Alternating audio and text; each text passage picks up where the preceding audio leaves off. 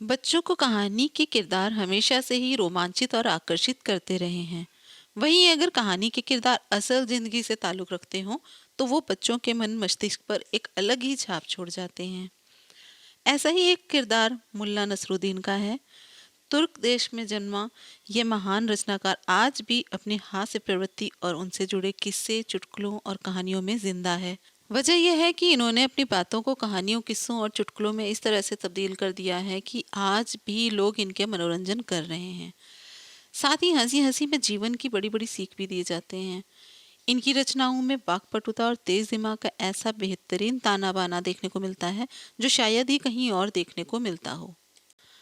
यही वजह है कि बच्चों के साथ साथ वयस्कों को भी मुल्ला नसरुद्दीन के चुटकुले गुदगुदा जाते हैं।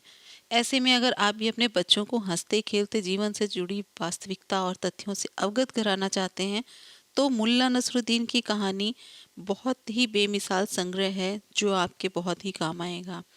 मुल्ला नसरुद्दीन के उसी संग्रह में से आज हम आपके लिए लेकर आए हैं उन्हीं की एक कहानी, खुशबू की कीमत। मुल्ला नसरुद्दीन और खुशबू की कीमत बहुत ही फेमस कहानी है ये। सालों पहले की बात है। एक भिखारी नंदा नगरी में भूख से तड़पने के कारण खाने के लिए कुछ मांग रहा था। तभी उसे एक व्यक्ति कुछ रोटियां दे जाता है। अब भिखारी के पास रोटियां तो थी खाने के लिए, लेकिन सब्जी नहीं थी, तो वो सब्जी की तलाश में एक पास के पंडाल में पहुंचता है।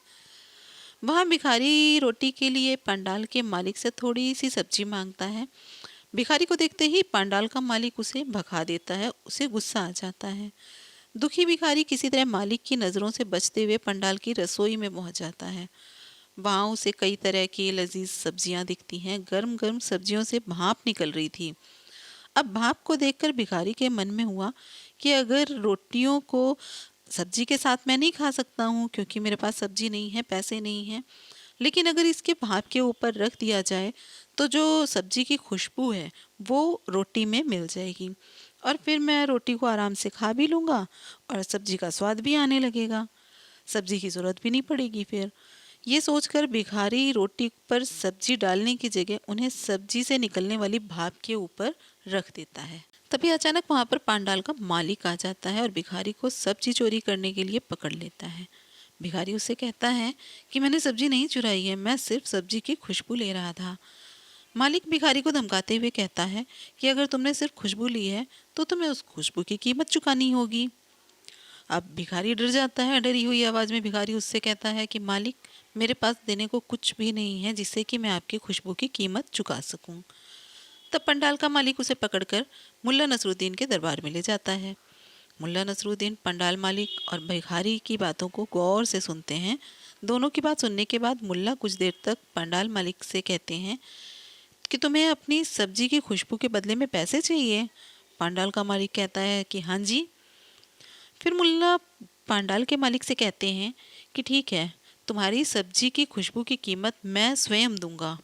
अब इतना ही सुनते ही पंडाल का मालिक एकदम खुश हो जाता है और मुल्ला नसरुद्दीन उसे बताते हैं, देखो मैं तुम्हारी सब्जी की खुशबू की कीमत सिक्कों की खनक से अदा करूंगा। इतना कहते ही मुल्ला अपनी जेब में कुछ सिक्के निकालते हैं और उनको दोनों हाथों में लेकर खनखनाने लगते हैं। फिर उन सिक्कों को दोबारा जेब में डाल लेते हैं। ये सब देखकर पंडाल का मालिक हैरान हो जाता है। वह मुल्ला नसरुद्दीन से कहता है कि यह उन्होंने कैसी कीमत अदा की है।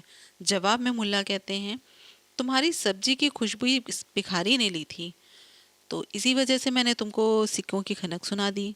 अगर इस भिखारी ने सब्जी ली होती तो मैं तुम्हें कुछ सिक्के ज़रूर देता। बस इतना सुनना था कि पंडाल का मालिक आंखें चुराते हुए वहाँ से निकल जाता है और भिखारी भी खुशी खुशी अपने रास्ते निकल जाता है। तो बस कहानी से हमें यही सीख मिलती है कि बुद्धि और चतुराई से हर समस्या का हल निकाला जा सकता है, जैसा कि इस कहानी में मुल्ला नसरुद्दीन ने पंडाल मालिक के साथ किया। तो दोस्तों, ये था मुल्ला नसरुद्दीन के कहानी संग्रह का एक छोटा सा अंश। तो दोबारा फिर हाजिर होंगे एक नई कहानी के साथ। तब तक के लिए टेक केयर, गुड बाय।